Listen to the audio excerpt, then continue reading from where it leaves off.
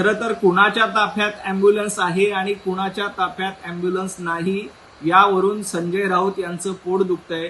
माझी माननीय मुख्यमंत्री देवेंद्रजी फडणवीस, एकनाथजी शिंदे यांना विनंती आहे की एक ॲम्ब्युलन्स संजय राऊत यांच्या ताफ्यामध्ये पण देऊन ठेवा, कारण संजय राऊत यांना कायम वारंवार मेंटल झटके येत असतात। त्यांना मानसिक झटका वारंवार येत असतो। सकाळी रोज 10 वाजता तर निश्चितपणे त्यांना मनोरुग्णाचा झटका येतोय। त्यामुळे त्यांना तातडीनं मेंटल हॉस्पिटलमध्ये दाखल करण्यासाठी संजय राऊत यांच्या ताफ्यामध्ये देखील एक मेंटल हॉस्पिटलची ॲम्ब्युलन्स देऊन ठेवावी अशी विनंती मी मुख्यमंत्री देवेंद्रजी फडणवीस, उपमुख्यमंत्री एकनाथजी शिंदे आणि अजितदादा पवार यांच्याकडे करतो। पगारी नेते संजय राऊत रोज सकाळी बेडूक उड्या मारतात। खरं तर खेकड्यासारखं मराठी माणसांचे पाय ओढण्याचं काम संजय राऊत यांच्या मार्फत अनेक वेळा केलं जातं आणि बेडूक उड्या देखील संजय राऊत सातत्यानं मारत असतात। ठग कोण आहेत, ठगांची गँग कुणाकडे आहे आणि ठगांच्या गँगचे सरदार कोण आहेत, कोण खंडणीखोर आहेत, हे महाराष्ट्राच्या जनतेनं विधानसभेच्या निवडणुकीला ओळखलेलं आहे। त्यामुळे तुम्ही ठगाचे सेनापती आहात। गँग्स ऑफ ठग्स ही संजय राऊत तुम्ही चालवता आणि उभाटा गट चालवतोय। त्यामुळे ठगांबद्दल आणि मित्रांच्या पाठीत खंजीर खुपसण्याबद्दल संजय राऊत यांनी बोलू नये। तुम्ही खेकड्यासारखे आहात आणि ठगांचे सरसेनापती आहात, हे महाराष्ट्राच्या जनतेनं ओळखलेलं आहे। जय शहा यांच्यावर टीका करण्याची संजय राऊत यांची लायकी नाही।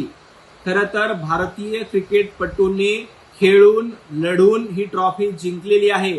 खेळाचं मैदान असो की युद्धाचं मैदान असो, भारतीयांची मान कायम अभिमानानं आणि स्वाभिमानानं उंचावते।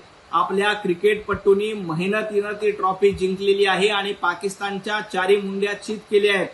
युद्धाच्या मैदानात देखील आपल्या भारतीय सैनिकांनी पाकिस्तानला धूळ चारली, पाकिस्तानच्या घरात घुसून मारलं आणि आता देखील ही ट्रॉफी मोदी सरकार पाकिस्तानच्या घरात घुसून नक्कीच आणेल। त्याबद्दल संजय राऊत यांनी चिंता करू नये। संजय राऊत, पाकिस्तान पराभूत झाल्यामुळे तुम्ही रुदाली वादन करतायत, तुम्ही रुदाली करतायत आणि रडण्याचं काम, छाती बडवण्याचं काम संजय राऊत यांच्या मार्फत सुरू आहे।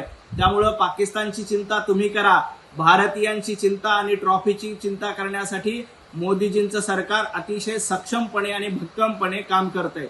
निधी वाटपावरून भारतीय जनता पार्टीवर आरोप करण्यापूर्वी पगारी नेते संजय राऊत यांनी जरा आरशामध्ये बघितलं पाहिजे। महाविकास आघाडीचं सरकार असताना मस्तवालपणा आणि अहंकार तुम्ही केला होता आणि भारतीय जनता पार्टीच्या 12 आमदारांना 1.5 वर्षासाठी निलंबित केलं होतं। तेव्हा तुम्ही लोकशाहीची हत्या केली होती। 12 आमदाराला 1.5 वर्ष मानधन दिलं नाही, निधी दिलं नाही।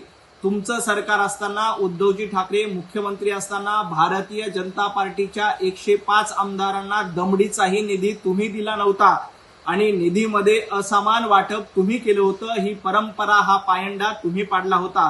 हे संजय राऊत तुम्ही विसरलात का? ज्या पद्धतीनं तुमचं सरकार असताना भारतीय जनता पार्टीच्या आमदाराला दमडीही द्यायची नाही आणि आता निधी वाटपावरून गप्पा हाणायच्या, खरं तर तुम्ही लोकशाही विरोधी होतात।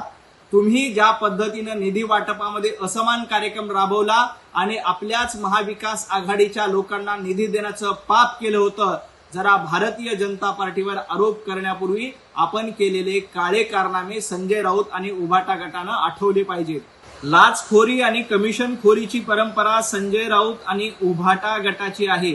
लोकसभेला तुम्ही 48 पैकी 30 जागा जिंकल्या, तेव्हा तुम्ही मतचोरी केली होती का? तुमचा भाऊ सुनील राऊत विक्रोळीमध्ये निवडून आले, त्यावेळेला तुम्ही मतचोरी केली होती का? त्यावेळेला मतदारांना तुम्ही विकत घेतलं होतं का? ज्या पद्धतीनं मतदारांचा अपमान करण्याचं काम संजय राऊत आणि उभाटा गटाच्या मार्फत केलं जातं, खऱ्या अर्थानं मतचोरी झाली असेल तर ती लोकसभेला झाली असेल। त्यावेळेला तुम्हाला विजय मिळाला, त्याबद्दल तुम्ही चकार शब्द बोलायला नाही आणि विधानसभेला जनतेनं देवाभाऊंना आशीर्वाद दिले तर लगेच तुमचा पोटशूळ उठला। खरं तर मतदारांनी देवाभाऊंना साथ दिली, मतदारांनी महायुतीला साथ दिली आणि महाविकास आघाडीला नाकारलंय। त्यामुळं मतचोरी झाली नाही तर तुमची मती चोरीला गेलेली आहे, हे वारंवार सिद्ध झालं। मतदारांना विकत घेण्याचा प्रयत्न तुम्ही लोकसभेला केला होता, आता महापालिकेला जनता आणि महापालिकेला मतदार तुम्हाला तुमची जागा दाखवून देतील.